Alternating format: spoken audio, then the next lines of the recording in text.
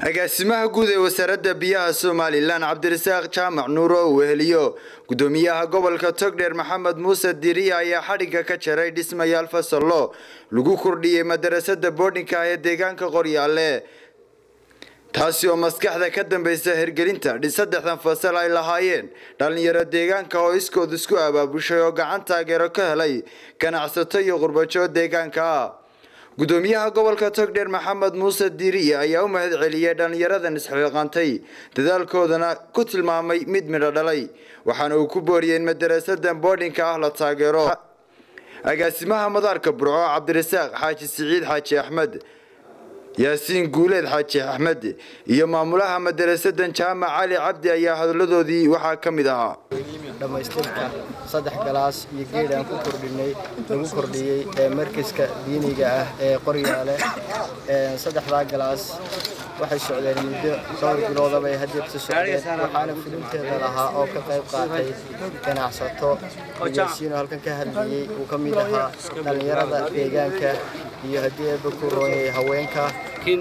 waan hubaal weeye laba koon weeye waxaan leenahay oo dadka u baaqana anaga leeyahay hana garansiyo nafteeda naftiina kala nafta nafa karaba waxaan leenahay war labada koon balan ku dadaale bal ka soo qayb gala kan nagala soo qayb gala asaasi waa maxad runtii 2 sano hadda ayuu furan yahay waxa loogu talagalay ardaydu inay quraanka xifdiyaan kadibna loogu daro tacliimta asaasiga xagga culumta shariicada iyo xagga maadooyinkii kaleba ilaa iyo mustawa 8 marka ay ku gaadhaan runtii hadda maxadku wuxuu ka kooban yahay masaajidka iyo hurdada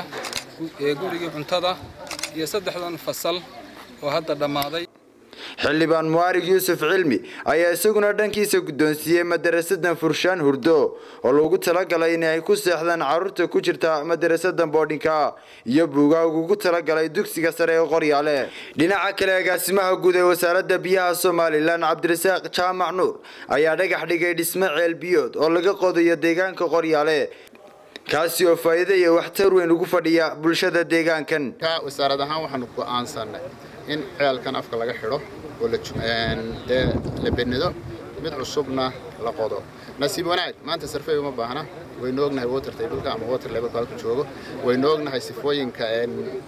geological formation oo dhan ama geologiyada astaamaheeda oo dhan waxaynu ognahay waxa kale oo jira infrastructure kale ee ceelku u baahnaan lahaa sida ay noqoto qolkii jinka qolkii waashmaanka taangiyadii water trafiski haday noqoto kuwii geela kuwii ariga iyo kuwii lo'da wixii oo dhan uu leeyahay marka hadda waxa loo baahan yahay oo kaliya ceelka in la dalooliyo dabeedna si cilmiyeysan loo sameeyo Cabsaaq Faarax Cabdilaahi TV-ga qaranka Soomaaliland Burco.